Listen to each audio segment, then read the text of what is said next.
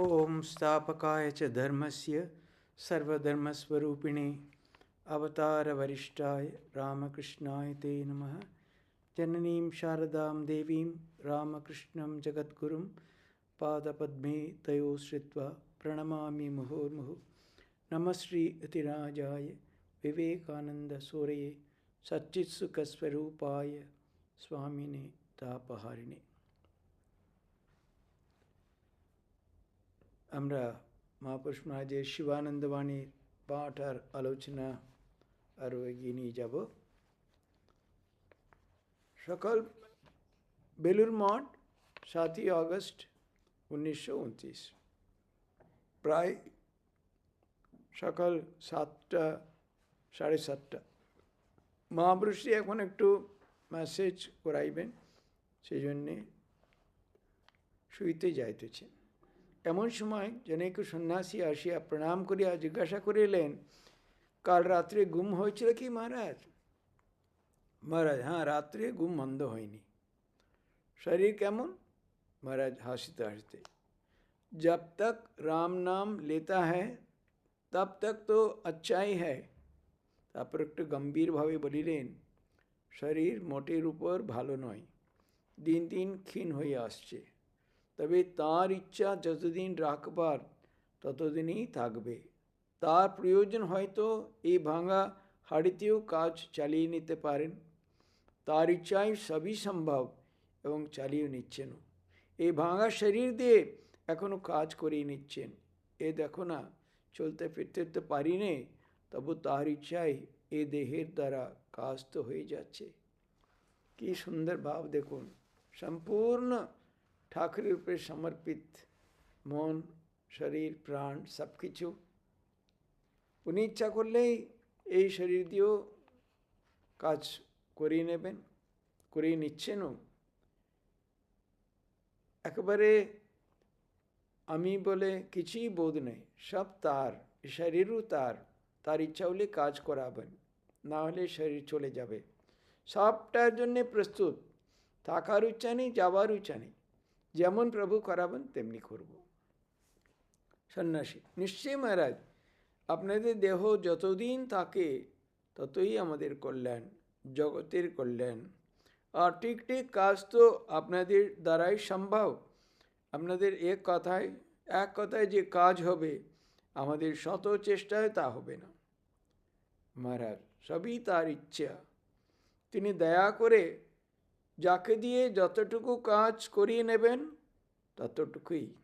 আর সেই ধন্য যাকে তিনি কৃপা করে তার কাজের যন্ত্ররূপে বেছে নেবেন। উনি বলছেন, যাকেই যত দিয়ে কাজ করিয়ে নেবেন ততটুকু। আর সেই ধন্য, কেন উনি কৃপা করে তাকে দিয়ে কাজ করিয়ে নিচ্ছেন। অতএব আমি করছি, আমার দ্বারা হচ্ছে, ওইসব কিছুই নয়, প্রভুর ইচ্ছা। উনি ইচ্ছা করলে যে কোনো যন্ত্র দিয়ে তার কাজ উনি করিয়ে নেবেন। এই মঠ মিশনে যাদের ঠাকুরের সন্তানদের তো ছিলই, পরবর্তীও যারা প্রেসিডেন্ট, এইসব উচ্চ পদে যারা বসেন, তারা সদা সর্বদা এইভাবেই রাখেন। তিনি ইচ্ছা করলে যাকেও দিয়ে কাজ করিয়ে নিতে পারেন। আমাকে দিয়ে করিয়ে নিচ্ছেন, আমি ধন্য, এই ভাব আর কি।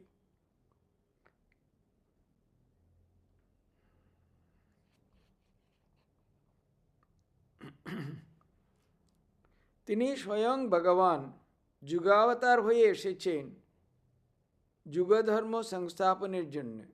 অতএব তার কাজের সহায়ক হওয়া কি কম সৌভাগ্যের কথা হে?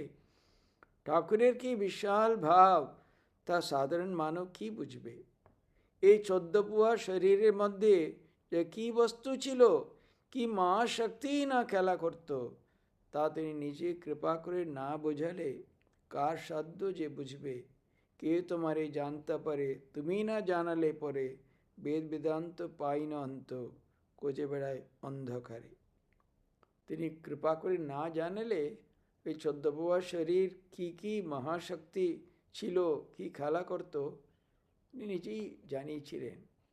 শ্রী মহারাজ সেজন্য বলছেন, উনি না জানালে কারো জানবার ক্ষমতা নেই।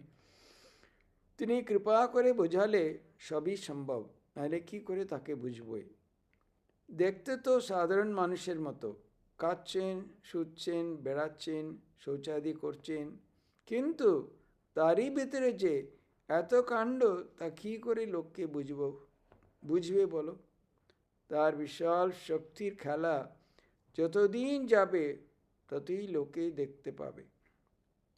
ধর্মজগতে একটা মহা উলটপালট হয়ে যাবে।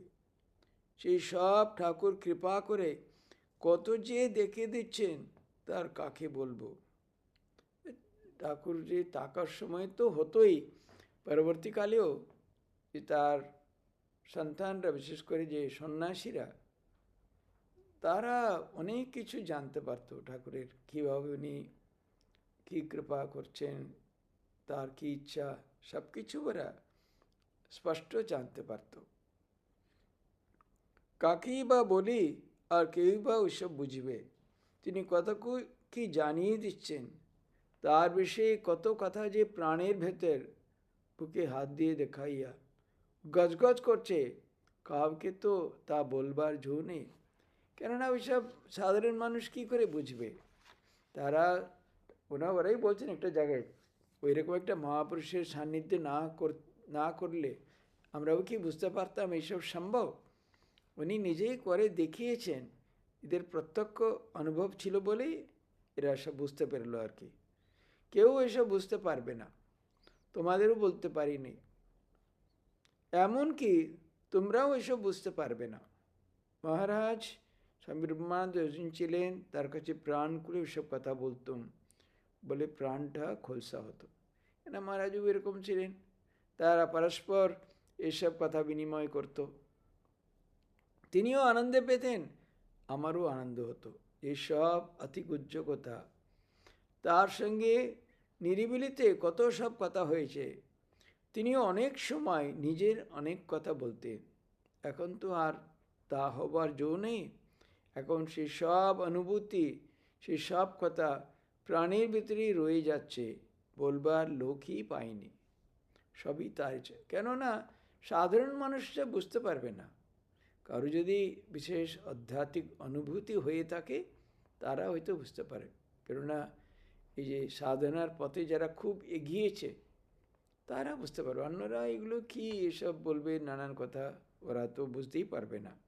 কেন আমরা তো আমাদের সব অনুভব তো ইন্দ্রিয়ের মাধ্যমে, কাজেই যে কোনো অতীন্দ্রিয় সম্বন্ধে কিছু কথা বললেই আমাদের কোনো বুঝবার কোনো উপায়ই নেই, বুঝতেই পারবো না, কেন আমরা তো ওই স্তরে যেতেই পারিনি।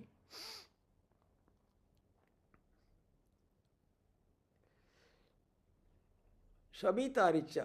তবে আন্তরিক প্রার্থনা করছি, জগতের কল্যাণ হোক, তোমাদের কল্যাণ হোক, তোমরা সব শান্তিতে থাকো। বেলুড় মঠে আবার বলছে, বিভিন্ন সময় একদিন সন্ধ্যাবেলা ধ্যানের পর মহাপুরুষের ঘরে মঠের সন্ন্যাসীদের মধ্যে কেউ কেউ উপস্থিত আছেন। তিনি অল্প দুটি একটি কথা কইতেছেন, প্রতি কথায় ধ্যানের আনন্দ ফুটিয়া উঠিতেছে, আর কি মধুর হাসি। নিজ জীবনের প্রসঙ্গক্রমে মহাপুরুষজি বলিলেন, আমার ছেলেবেলা থেকেই নিরাকার ভাব ভালো লাগতো এবং সেইভাবেই ধ্যান করতুম। ঠাকুরের সংস্পর্শে এসে অবধি সাকারভাবে বিশ্বাস হয়েছে এবং তাতে আনন্দ পেয়েছি। আরও অন্যরাও ছিল, মাস্টারমশাই ছিলেন, আরও কেউ কেউ হয়তো ছিল, নরেন্দ্রনাথ ছিলেন, কিন্তু সবাইকে ঠাকুরের কাছে এসে জীবনে অনেক কিছু পূর্ণতা ওরা প্রাপ্ত করল। আরেকদিন পূজাদির কথা উঠিলে মহাপুরুষজি বলিলেন, দেখো আমরা যখন পুজো করতাম, সে ছিল শুধু ভাবের পুজো, এত আড়ম্বর আমাদের কিছুই ছিল না। কেননা তখন ওরকম ব্যবস্থাও ছিল না, উপায়ও ছিল না। তারা ঠাকুরকে জীবন্ত দেখত কি না, কাজে ঠাকুরের পূজা কোনো একটা মূর্তি বা একটা ফটোতে করা তা তো নয়, কাল্পনিক তো নয়, ওরা নিজের ওইভাবে অনুভব করতো ঠাকুর যেন। এবং ওদের মধ্যেও আবার বিভিন্ন জনে বিভিন্ন রকম ছিল। স্বামীজি তো আরও বিশেষ ভাবের ব্যাপার ছিল, পুজো করতেন, সে ধ্যান করে সবাই যারা ওনারই যারা ছেলেরা ডিসাইপলসরা তাদের মাথায় ফুল রেখে বাস সেখানেই মানে সেটাই পরে ঠাকুরের পায়ে দিলেন, সেখানে পুজো শেষ। অতএব মানে ওইগুলো এমনি বোঝারই সম্ভব নয়। এত আড়ম্বর আমাদের কিছুই ছিল না। পূজা করতে বসে ভাবতাম তিনি দক্ষিণেশ্বরে যেমন নিজ কাঠিটিতে বসে থাকতেন, তেমনি নিজের কাঠটিতে বসে থাকতেন, তেমনি প্রত্যক্ষভাবে এখানেও বসে রয়েছেন এবং সেইভাবেই তার পা দুখানি ধুইয়ে মুছিয়ে তাকে স্নানাদি করিয়ে কাপড় চোপড় পরাচ্ছে। তারপর ফুল চন্দন দিয়ে সাজিয়ে ফলমূল মিষ্টান্নাদি খেতে দিতাম, পরে আবার অন্ন ব্যঞ্জনাদি নিবেদন করতাম। তার ভোজন শেষ হলে পান তামাক দিতাম। তামাক খাওয়া হলে তাকে শয়ন করিয়ে তার পদসেবা ওর ব্যঞ্জনাদি করতাম এবং তিনি ঘুমিয়ে পড়লে আস্তে আস্তে দরজা বন্ধ করে নিজে ঘরে এসে বিশ্রাম করতাম। তিনি জীবন্ত প্রত্যক্ষ আছেন এ বুদ্ধিতে তার প্রতি প্রগাঢ় ভালোবাসার সঙ্গে এইসব অনুষ্ঠিত হতো। ইনি অন্তত কিছুটা তো মানে পদ্ধতি রেখেছেন। স্বামীজি তো আরও মানে গভীর ভাবের পুজো, ও সে ধ্যানস্থ হয়ে যেতে কিছু ফুল বাস ওখানেই শেষ পুজো তার। মন্ত্রতন্ত্র বিধি মতন কিছু কিছু থাকলেও তার উপর আমাদের তেমন ঝোঁক থাকতো না এবং পূজার কোনো আড়ম্বরের লেশমাত্র ছিল না। কিন্তু এটাও মনে রাখতে হবে, এখন আমরা ওইরকম করলে চলবে না, কেন আমরা তো ঠাকুরকে ওইভাবে অনুভব করছি না। কাজে আমাদের ভক্তি থাকবে, ব্যাকুলতা থাকবে, প্রার্থনা থাকবে, সবই থাকবে। যত সম্ভব তাকে জীবন্ত বলে আমরা একটু ভাববার নিশ্চয়ই চেষ্টা করব, কিন্তু আমাদের একেবারেই বিধি মতন পূজা করতে হবে। কেন এটা তো সার্বজনীন পূজা, অনেকে আসে, দেখতে আসে, ভক্তরা আসে, সাধুরা থাকে। অতএব আমাদের নিয়ম মতন করতে হবে। ওরকম স্তরে কেউ উঠে গেলে তখন হয়তো লাগবে না আর কি। তিনি আমাদের প্রাণের ঠাকুর, তিনি চান প্রাণের ভালোবাসা, আত্মনিবেদন। কিন্তু এখন যতদিন যাচ্ছে বাহ্যিক আড়ম্বরী তত বেড়ে যাচ্ছে এবং তার ফলে ভাবভক্তির গভীরতা ক্রমে কমে যাচ্ছে। স্বামীজির পূজাও ছিল তেমনি। তিনি তো ঠাকুর ঘরে গিয়ে প্রথমেই আসনে বসেই অনেকক্ষণ ধরে ধ্যান লাগাতেন, খুব জোর ধ্যান। 1 ঘন্টা 1.5 ঘন্টা বেশ ধ্যান করে তবে পূজাদি আরম্ভ করতেন। ধ্যানের দ্বারাই সব হয়ে গেল। তারপর ঠাকুরকে স্নান করিয়ে সমস্ত ফুল চন্দন মাখিয়ে 2 হাত নিয়ে বারবার তার চরণে অঞ্জলি দিতেন। সে এক দেখবার পূজা ছিল। তারপর সাষ্টাঙ্গে প্রণিপাত করে উঠে আসতেন। ভোগাদি অন্য কেউ গিয়ে নিবেদন করে দিত। তার পূজার মধ্যে ধ্যানই ছিল বেশি। পরে কথা প্রসঙ্গে বলিলেন, আমরা তো সন্ন্যাসী, ঠাকুর বাড়ি পূজা ইত্যাদি দরকার আমাদের ততটা নেই। এসব বাহ্যিক অনুষ্ঠান না করলেও আমাদের চলতে পারে, কিন্তু এসবের প্রয়োজন বেশিরভাগ এই জন্যেই যে এখন দিনের পর দিন পৃথিবীর নানা স্থান থেকে সব শ্রেণীর স্ত্রী পুরুষ আবার বৃদ্ধ বনিতা এই মহাকেন্দ্রে আকৃষ্ট হয়ে এসে এসব পূজাদি দেখে ও অনুষ্ঠান করে ধীরে ধীরে পবিত্র হবে ও শ্রী শ্রী ঠাকুরের এই মহৎ উদার সমন্বয় ভাব গ্রহণ করে ধন্য হবে। সাধারণ অধিকারীর জন্য এইসব বাহ্য পূজাদির বিশেষ প্রয়োজন আছে। তাই তো শ্রী শ্রী মাই প্রথম শ্রী শ্রী ঠাকুরের পূজার প্রবর্তন করলেন। তারপর স্বামীজি প্রভৃতিও পূজাদি সব করে গিয়েছেন। বাইরে অন্য অন্য সাধারণ অধিকারীর জন্য এইসব তো দরকার আছে, ওরা পূজা ইত্যাদি দেখতে চায়, প্রসাদ পেতে চায়। অতএব এইসব সাধারণ লোকের জন্যে এই আনুষ্ঠানিকভাবে বিধি মতন পূজা করার খুব দরকার। দক্ষিণেশ্বরে ঠাকুর এরকম, মা তুমি খাবি না আমি খাবো বলে এখন পূজারি করলে তো এখনই মেরে তাড়িয়ে দেবে, সেরকম করলে তো হবে না। কোন সাধারণ মানুষ দেখতে আসছে, ওই জন্য আমাদের বিধি নিয়ম মেনে চলা উচিত। কিন্তু মনে রাখতে হবে ওইসব পূজা অন্য স্তরে, সেটা তারা ওইভাবে ঠাকুরের স্থূল শরীর চলে গেলেও, ওনার মহাসমাধি হয়ে থাকলেও তারা তখন মানে তার সাথে যোগাযোগ করতে পারত। বিভিন্ন সময় ঠাকুর তাদের দর্শন দিয়েছেন, ওদের প্রত্যক্ষ অনুভব হয়েছে। সেই তারা সবসময় ঠাকুরকে জীবন্তভাবে ওরা পুজো করতো আর কি। একদিন সকালে ধ্যানাদির পর মঠের অনেক সাধু মহাপুরুষের ঘরে দাঁড়াইয়া আছেন, নানা কথাবার্তা হইতেছে। স্বামী যশস্বীনাথ জিজ্ঞাসা করিলেন, মহারাজ, সমুদ্রকে কি ঈশ্বরের প্রতীক রূপে কল্পনা করা যায়? খুব সুন্দর একটা হয়তো নিরাকারের দিকে আর কি। নিরাকার বলতে যে অখণ্ড, যত এই ওইভাবে করলে ওই তো কাছাকাছি কিছু একটা প্রতীক হতে পারে, কিন্তু নিরাকারে তো কোনো প্রতীক হতে পারে না। কিন্তু নিরাকার ধ্যান মানে কি করবে, কিছু তো করতে হবে। তখন হয়তো এরকম বিশাল একটা সমুদ্র, সেই মানে যে অখণ্ড সব কিছু থেকে যে যে স্পর্শ করে, ওই ধরনের কিছু ভাবতে পারা যায় আর কি। একদিন সকালে ধ্যানাদির পর করা যায়। তদুত্তরে মহাপুরুষজি বললেন, সমুদ্র কেন গো? সমুদ্রে তো কুল কিনারা আছে, আর সর্বত্র তাকেও না। আকাশই তার প্রতীক। অনন্ত অসীম আকাশ প্রতি অনুপরমাণুতেই বর্তমান।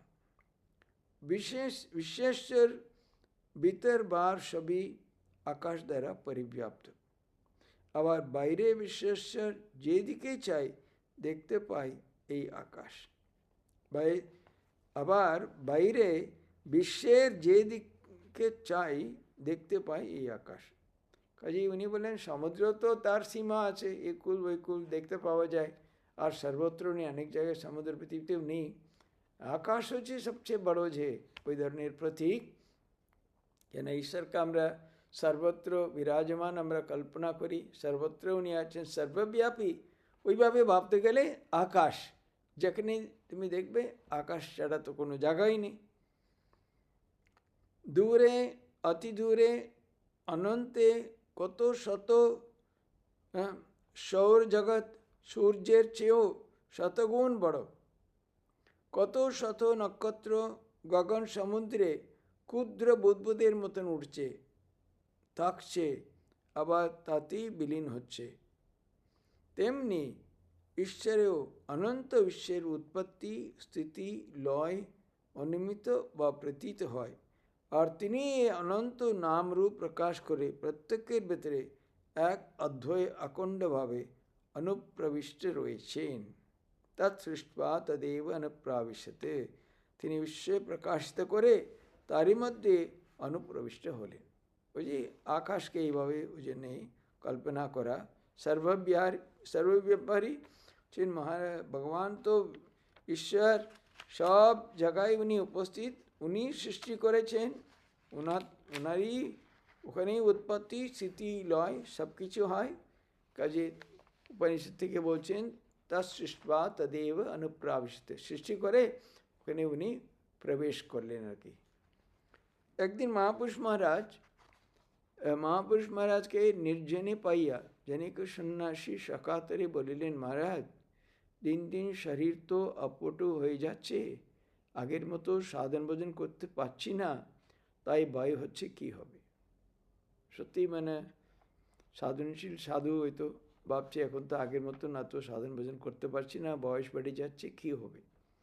মহারাজ, কাঁদ রে কাঁদ, সাধন ভজনের দ্বারা কি তাকে পাওয়া যায়? মানুষের কতটুকুই বা শক্তি, কি বা এমন করতে পারে যাতে তার কৃপার অধিকারী হবে? কিছুই নয়। আর বলছেন কাঁদো, সাধন করে কি তাকে পাওয়া যায়? কিন্তু খুব সাধন করতে হবে। কেন? খুব সাধন করে জানবার জন্যে, সাধন দ্বারা তিনি লভ্য নন। এই জানবার জন্যে খুব সাধন করতে, সাধন না করলে কী করে বোঝা যাবে সাধন দ্বারা উনি প্রাপ্ত নন? সেই জন্য খুব করতে হবে। কিন্তু মহারাজ বলছেন, সবচেয়ে প্রয়োজন হচ্ছে প্রার্থনা। কেঁদে কেঁদে প্রার্থনা করো। কেননা কি এমন আমরা করতে পারি তার অধিকারী, আমরা পাওয়ার অধিকারী হয়ে যেতে পারবো? সম্ভবই নয়। বললে না বিখ্যাত ঘটনা, মাকে কেউ উত্তরকাশী নগর থেকে লিখলো, সাধু ব্রহ্মচারী, মা আমি এত তাকে ডাকছি তাও উনি দেখা দিচ্ছেন না। মা খুব বিরক্ত হয়ে গেলেন, লিখে দাও। উনি কি একেবারে মুগের মল্লুক, ডাকলেই এসে উনি একেবারে হাজির হয়ে যাবেন? ওর কর্তব্য কি, সাধু হয়েছে ডেকে যাবে, তার যখন ইচ্ছা তখন কৃপা করবেন। এখন হতে পারে, পরের বছর হতে পারে, অনেক বছর পরে হতে পারে, অনেক জন্মে পরেও হতে পারে। এই মা স্পষ্ট বললেন, লিখে দাও করে। কিছুই নয়, তার উপর সমস্ত ভার ফেলে নিশ্চিন্ত হও, তার শরণাগত হও, তিনি নিশ্চয়ই কৃপা করে তার শ্রীচরণে স্থান দেবেন। তার কৃপা ছাড়া তাকে পাওয়ার জো নেই। সন্ন্যাসী মহারাজ, সে তো ঠিক কথা, কিন্তু অহংকার অভিমান যে যেতে চাই না কী করি? কেন উনি বলছেন তার শ্রীচরণে স্থানের জন্যে প্রার্থনা করো, কৃপা করে উনি স্থানে চরণে স্থান দেবেন বলছেন। কিন্তু তার কৃপা পাওয়ার জন্যে, তার কাছে শরণাগত হওয়ার জন্যে অহংকার থাকলে তো হবে না, অহংকার তো ছাড়তে হবে। মহারাজ এই সাধুটি বলছেন, মহারাজ অহংকার তো যাচ্ছে না, যতই মনকে বুঝাই না কেন মন কিছুতেই বুঝতে চায় না। কেবলই মনে হয় আমরা চেষ্টা করে কিছু একটা অবশ্যই করতে পারি, অথচ এই বামন হয়ে চাঁদ দরবার চাইতেও অসম্ভব ব্যাপার। আপনি একটু আশীর্বাদ করুন যাতে অহংকার অভিমান নাশ হয়ে যায় এবং তার শ্রীচরণে শরণাগতি লাভ করতে পারি। ভাবনা তাই না, ভাবনা খুব ছোট, তো বামন কি করে চাঁদটাকে ধরবে? তাতেও অসম্ভব ব্যাপার বলছে আমাদের সাধন করে তাকে পাওয়ার। এই জন্যে ও প্রার্থনা করছে আপনি একটু আশীর্বাদ করুন, তাহলে আমার অহংকার অভিমান সব নাশ হয়ে যায় এবং তার শ্রীচরণে শরণাগতি লাভ করতে পারি। তা হবে বাবা, আমি বলছি শ্রী শ্রী ঠাকুরের কৃপায় তার উপর সম্পূর্ণ নির্ভর করে কৃতকৃতার্থ হতে পারবে, মানব জীবন ধন্য হয়ে যাবে। খুব আশীর্বাদ করলেন, খুব খুবই খুশি হয়ে গেল। তারপরে সেভাবে উনি তাহলে বলছেন নিশ্চয়ই পারবে পারবে, বারবার তাকে আশীর্বাদ করলেন। এটা প্রথম ভাগ ছিল। প্রথম ভাগ উনিও এ করলেন অপূর্বানন্দ। এবার দ্বিতীয় ভাগ উনি ওটা উনারই আবার সংকলিত, বেলুড় মঠ বিভিন্ন সময়ের প্রসঙ্গ। একদিন দ্বিপ্রহরে মহাপুরুষ মহারাজ তাহার নিজের ঘরে বিশ্রামের জন্য শুয়ে আছে। যেন কেউ সন্ন্যাসী শিষ্য কাছে দাঁড়াইয়া নীরবে তাকে ব্যজন করিতেছেন, ঘরে অন্য কোনো লোক নেই। হঠাৎ মহাপুরুষ বললেন, দেখ, সংসারী লোকেরা মনে করে ব্রহ্মজ্ঞান একটা অসম্ভব ব্যাপার, কিন্তু ব্রহ্মজ্ঞানী মনে করেন মানুষের পক্ষে সংসার নিয়ে ভুলে থাকা একটা অসম্ভব ব্যাপার। শান্ত গম্ভীর করুণাসিক্ত এই কথাগুলি এতই মর্মস্পর্শী হয়েছিল যে শিষ্যের স্মৃতিপটে উহা চিরদিনের মতো অঙ্কিত হইয়া গেছে। বলছেন সাধারণ মানুষ ভাবে ব্রহ্মজ্ঞান অসম্ভব, কিন্তু ব্রহ্মজ্ঞানী ব্যক্তিরা ভাবে এইসব ভুলে গিয়ে সংসারে থাকা অসম্ভব। হ্যাঁ, এই পরস্পর ভাব আর কি। এবার আমাদের খুব বড় ক্যালকাটা স্টুডেন্টস হোমের উনি সৃষ্টিকর্তা নির্বেদানন্দজি, উনি তো খুবই ব্রিলিয়েন্ট ছাত্র ছিলেন। উনি বোধহয় ইউনিভার্সিটির গোল্ড মেডেলিস্ট এরকম কিছু হবে। এই দ্বিতীয় স্থানাধিকারী, সে বাইরে গিয়ে বড় চাকরি টাকরি করলো, অনেক বছর পরে দেখা হয়েছে। জানে ও তো ফার্স্ট ছিল ইউনিভার্সিটি। মহারাজকে বলছে আপনি তো সব ছেড়ে দিয়ে ত্যাগ করে ওখানে চলে এসছেন। মহারাজ ওকে বলছেন, আরে তোমার ত্যাগটা তো আরও বড়। আমি নিত্যের জন্য অনিত্যকে ত্যাগ করলাম, তুমি তো অনিত্যের জন্য নিত্যকে ত্যাগ করলে, তোমার ত্যাগ তো আরও বড়। মজা করে বললেন আর কি। এই মহারাজ কথাই বলছেন এখানে। অন্য একদিন মঠের জনক সন্ন্যাসীকে মহাপুরুষ বলেছিলেন, দেখো ল শাস্ত্র কি পড়ছে, আমাদের জীবন পড়তে পারো?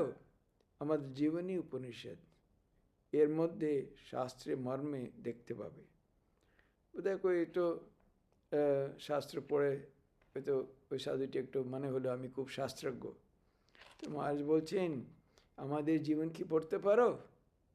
আমাদের জীবনই উপনিষদ, এর মধ্যে শাস্ত্রে মর্ম দেখতে পাবে।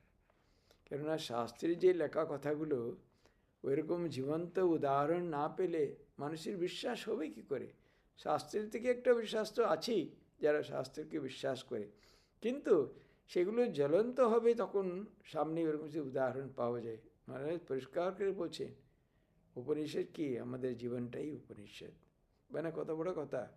সে ঘরে উপস্থিত সাধুবৃন্দ কথাগুলি অতি সহজভাবে গ্রহণ করিয়াছিলেন। বস্তুতেই মহাপুরুষগণের জীবন বেদ পাঠ করিতে পারিলে শাস্ত্র মর্ম আপনি আয়ত্ত হইয়া যায়। এক সময় আচার্য স্বামী বিবেকানন্দ প্রণীত মঠের নিয়মাবলী লইয়া পূর্বোক্ত শিষ্য স্বামী সারদানন্দজি নিকট যান। ওই পুস্তিকায় লিখিত কথাগুলির মধ্যে স্বামীজির নিজস্ব মত কতটা আছে এবং কোন বিষয়ে স্বামী সারদানন্দজির স্বতন্ত্র মত আছে কিনা, ইহাই ছিল জানিবার বিষয়। এক একটি করিয়া নিয়মগুলি পড়া হইতে লাগিল। স্বামী সারদানন্দজির প্রত্যেক নিয়মের ভিত্তি যে শ্রীরামকৃষ্ণের অভিজ্ঞতা ও বাণীর উপর প্রতিষ্ঠিত, তাহা বিশেষভাবে বুঝাইয়া দিলেন। স্বামীজি তো কোনো জায়গায় জীবনে কোনো কিছু নিজের মতন করেননি। ঠাকুরের কাছে যা শুনেছিলেন, ঠাকুর যা শিখিয়েছিলেন, যা বলেছিলেন, তাই উনি যেখানেই যেটা করেছেন সেটা ঠাকুরের, কোনো সন্দেহ নেই। উনি তো ঠাকুর সব কিছু তাকে মানে ওই ধরনের একটা অধিকার দিয়ে রেখেছিলেন, নরেন শিক্ষা দেবে, তাকে উনি নেতা করালেন। শুধু তা না, তুমি কান্দে করে আমাকে যেখানেই নিয়ে যাবে, রাখবে, আমি ওখানে থাকবো, এই আশ্বাস দিয়েছিলেন।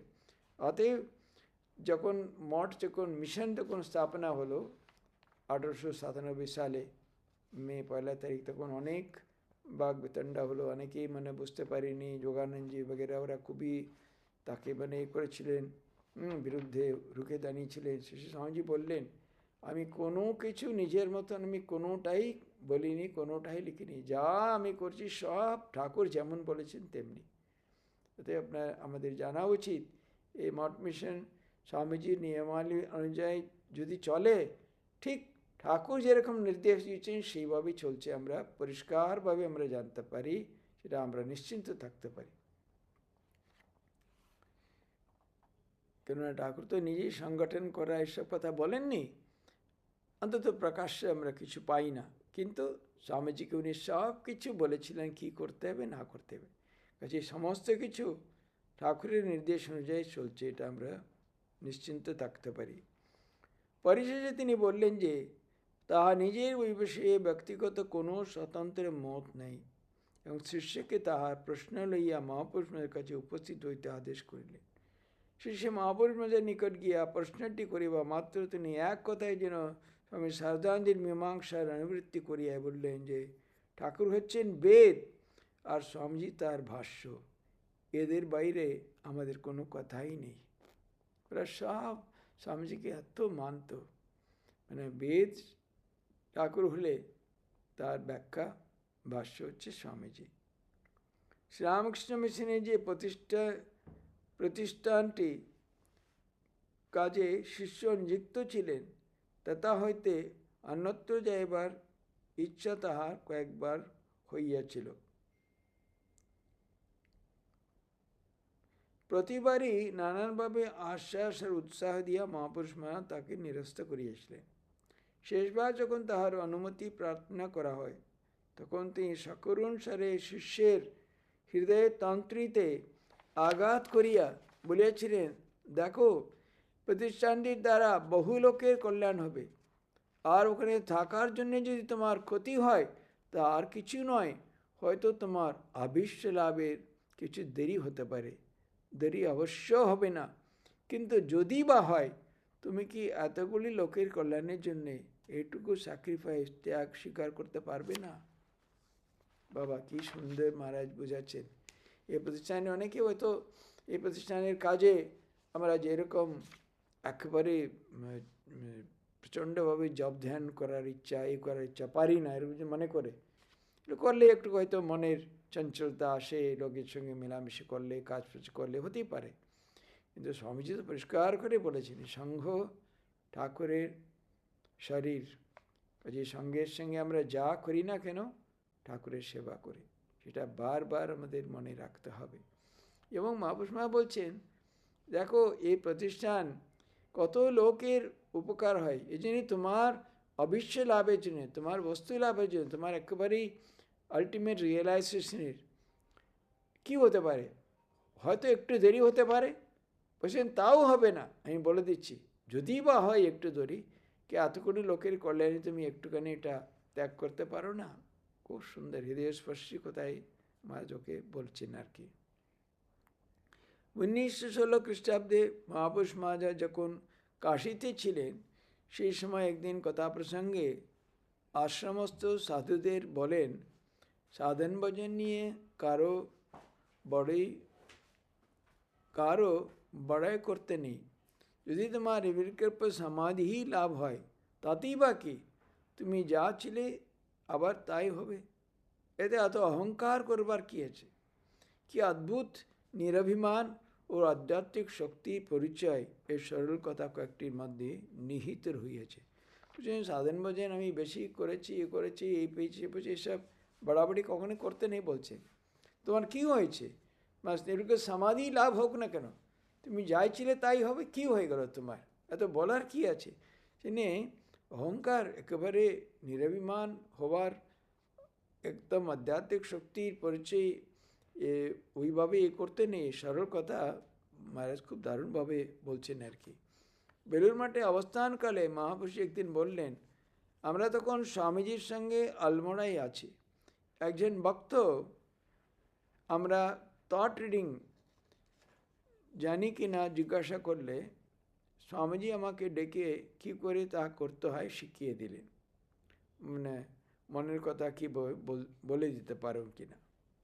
বললেন, কারো মনের কথা জানতে হলে প্রথমে নিজের মনটাকে একেবারে খালি করে ফেলবে, তারপর যে চিন্তাটা তোমার মনে প্রথম উঠবে সেটাই জানবে প্রশ্নকারীর মনের চিন্তা। স্বামীজির কথা শুনে আমি সেই ভক্তকে বললাম, আচ্ছা তোমার মনে কি আছে বলবো। এ বলে ধ্যানের দ্বারা মনটাকে একেবারে খালি করে ফেললাম, তারপরে দেখি একটা চিন্তা উঠেছে। তখন ভক্তটি বলল, তুমি এই মনে করছিলে, সে স্বীকার করলে।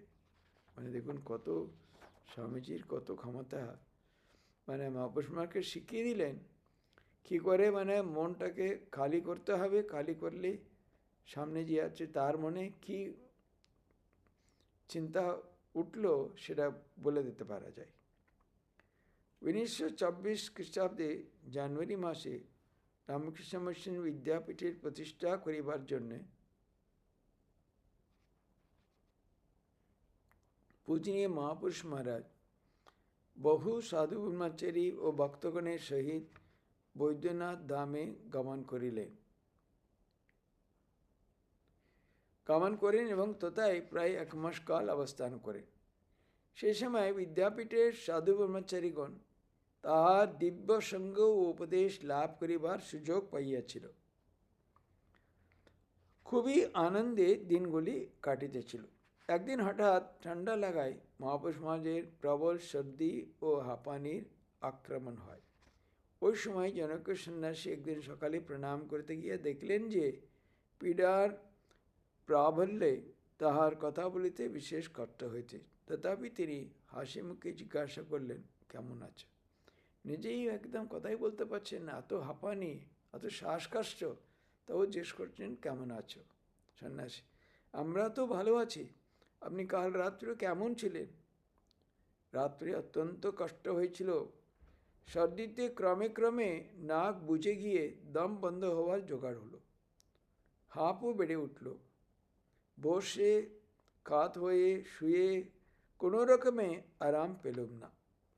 চারদিকে বালিশ দিয়ে এমন যেমন দেখছে এমনি করে মাথা ঠেসে দিয়ে রইলাম, তাতেও কষ্টের লাঘব হলো না। ক্রমে মনে হতে লাগলো যেন সব ইন্দ্রিয়গুলো বন্ধ হয়ে আসছে আর প্রাণটা যেন এক্ষুনি বেরিয়ে যাবে। তখন অনন্য পায়ে হয়ে ধ্যান করতে লাগলো। দেখুন শরীরের এত কষ্ট, প্রাণ চলে যাবে, ওই সময় কি করছেন, ধ্যান করতে বসছে। চিন্তা করুন, বুড়ো বয়সের ধ্যান কি না, অল্পক্ষণই পরে মনটা এদের দিকে দেখায় একেবারে গভীরভাবে ভিতরের দিকে চলে গেল। তখন দেখি কোনো যন্ত্রণা নেই, কোনো কষ্ট নেই, স্থির প্রশান্ত, বাইরের ঝড় ঝাপটা সেখানেই স্পর্শ করতে পারছে না। সেই অবস্থায় কিছুক্ষণ থাকার পর আবার বাইরের দিকে মন এলো, তখনই দেখি কষ্টটা আগের চেয়ে একটু কম। মানে এমন অবস্থা হয়েছিল ওনার, তারপরে দেখছি মানে এত কষ্ট নয়। সন্ন্যাসী, ওটা কি? ওই তো আত্মা। মানে গভীর চিন্তা করে যখন আত্মানুভূতি যখন হয়ে গেল, আত্মজ্ঞান হলো ওই সময়, তারপরে দেখছি ওনার কষ্ট আর হচ্ছে না ওইভাবে। 1987 খ্রিস্টাব্দে শেষ ভাগে মহাপুরুষ মহারাজ যখন শেষবার কাশীতে যান, তখন কথা প্রসঙ্গে একদিন বললেন, এক কাশী ক্ষেত্রের সমস্তটাই শিবের শরীর, আমরা শিবের মধ্যে বাস করছি। কাশী, সারা কাশী এরকম। জেনে অনেকে মানে ঠাকুর অনেক সময় ওই যে এই নদী পার হয়ে অন্য ওই পারে গিয়ে তারপরে তার শৌচাদি করতেন, এরকম শুনেছি। আরেকদিন বললেন, এই হচ্ছে মহাশ্মশান, এখানে গৃহস্থদের সংসার করা ঠিক নয়। যারা ভগবানকে ডাকবে, তার নাম করবে, তাদেরই এখানে থাকা উচিত। অনেকেই ঠাকুরের মৃত্যু হলে মুক্তি এরকমভাবে ওখানে গিয়ে থাকে না, ওই জন্য সেভাবে অনেকে করে আর কি। কাশী হইতে মাঠে ফিরিবার পর মহাপুরুষজির বায়ুর প্রকোপ হয়। ঔষধাদি ব্যবহারেও কোনো ফল হইতেছে না দেখিয়া এক দিবস পূর্বোক্ত সন্ন্যাসী তাকে একান্তে জিজ্ঞাসা করেন, ডাক্তাররা আপনার বায়ু রোগ হয়েছে বলে ঠিক করেছে, আমরা তার মনে হয় না, এটা কোনো যোগেজ ব্যাপার, হ্যাঁ যোগেজ ব্যাপার। কাশীতে আপনার কোনো রকম দর্শন হয়েছিল কি? কেননা কাশী থেকে আসার পরে এর সূত্রপাত দেখছি। ডাক্তাররা মাঠে ফিরবার পরে তার বায়ুর প্রকোপ হয়। বলছে কোনো ওষুধ দিয়েও কিছু হচ্ছে না, মানে ডাক্তাররা বলছে আপনার বায়ু রোগ, কিন্তু বলছে না আমার তো তা মনে হয় না, আপনার কোনো কাশীতে দর্শন হয়েছিল কি? তারপরেই এটা দেখছি আমি। অবশ্য হ্যাঁ, কাশীতে এক শ্বেতকায় যোগী মূর্তি দেখি, তারপর থেকে এরকম হয়েছে। মানে বায়ু প্রকোপ মানে বায়ু হয়তো উপর দিকে উঠছে আর কি, কুণ্ডালিনী জাগরণের মতন। এবার বলছে আপনার হয়তো গ্যাস, কিন্তু গ্যাস নয় ওটা, মানে তার কোনো অনুভূতির ব্যাপার। কাশীতে এরকম মানে শিবের তার দর্শন হয়েছে, সে শ্বেতকায় যোগী মূর্তি উনি দেখতে পেলেন লোকে, তারপরে থেকেই এরকম হয়েছে। কেন এরকম বিশেষ আধ্যাত্মিক অনুভূতি হলে তার যে প্রভাব তো শরীর উপরে পড়বেই। ঠাকুর কেন এরকম শরীর একেবারে ভেঙে গেল, এত আধ্যাত্মিক অনুভূতি কী করে সহ্য করবে শরীর? ওই জন্যেই মানে ওই শরীরটা ভেঙে যায়। স্বামীজি সকলেরই ওই রকম, ওই জন্য ওরা বেশিরভাগে কম বয়সী সবাই চলে গেলেন। ওই জন্যে মহাপুরুষ মহারাজ দেখছি ওই শেষবারে কাশীতে গেলেন, ওখানেই ওনার একটা অদ্ভুত যে একটা অনুভূতি হয়েছে, তারপরে থেকে ওনার এরকম মানে হয়েছে বলছেন আর কি। ওম শান্তি শান্তি শান্তি। হরি ওম তৎসৎ। শ্রীরামকৃষ্ণার্পণমস্তু।